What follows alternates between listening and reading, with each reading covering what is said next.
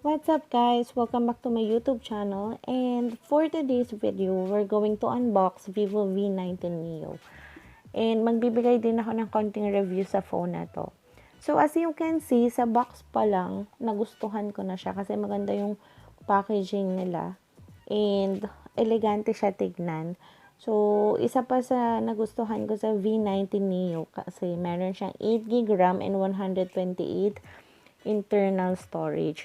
So, para sa akin na mahilig mag-edit, laging punong-puno yung phone. Kasi minsan yung phone ko, gamit ko rin pang vlog. So, pasok na pasok sa akin to. Kaya ko rin pinili to. So, buksan na natin to guys, and let's see what's inside the box.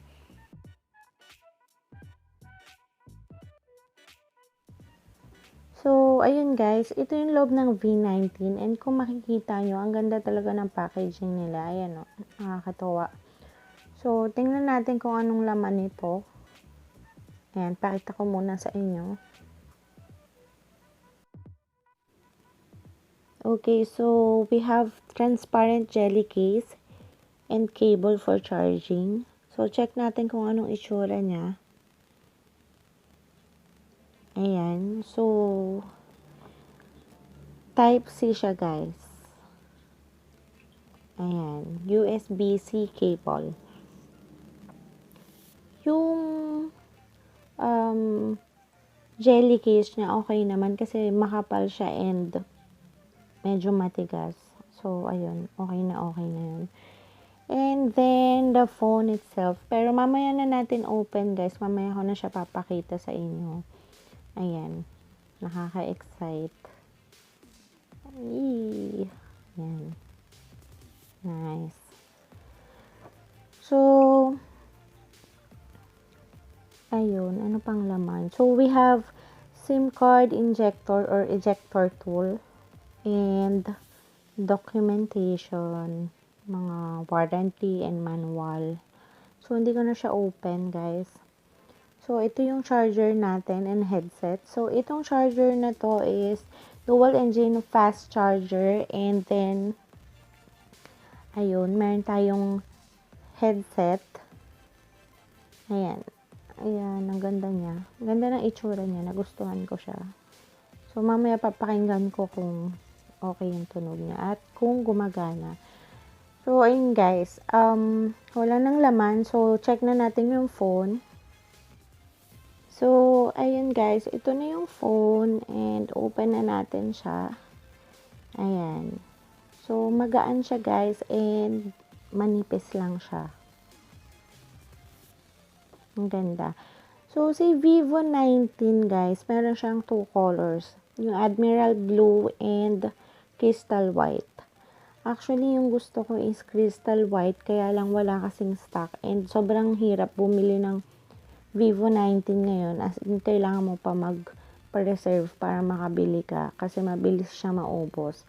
So, para sa akin, okay naman na din tong kulay na to. Maganda naman siya. Importante meron ako na bili. And, ayan yung camera niya guys. So, meron tayong 48 megapixel main camera. And then, 8 megapixel ultra wide lens. 2 megapixel focal lens. And 2 megapixel macro lens. And then, we have 32 megapixel front camera. So, ayun guys. So, sa right side ng phone guys, makikita niyo yung power button and then yung volume. So, ayan siya. And then, sa left side, makikita niyo yung SIM card tray. So, para ma-open nyo siya, kailangan nyo yung SIM card injector. So, open natin siya guys para makita natin.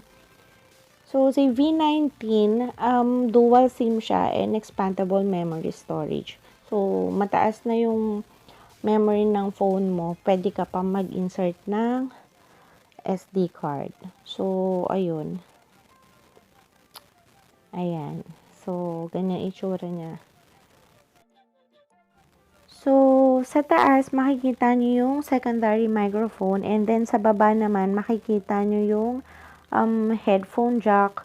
And then, yung main microphone, USB port Type-C. And then, yung speaker grid.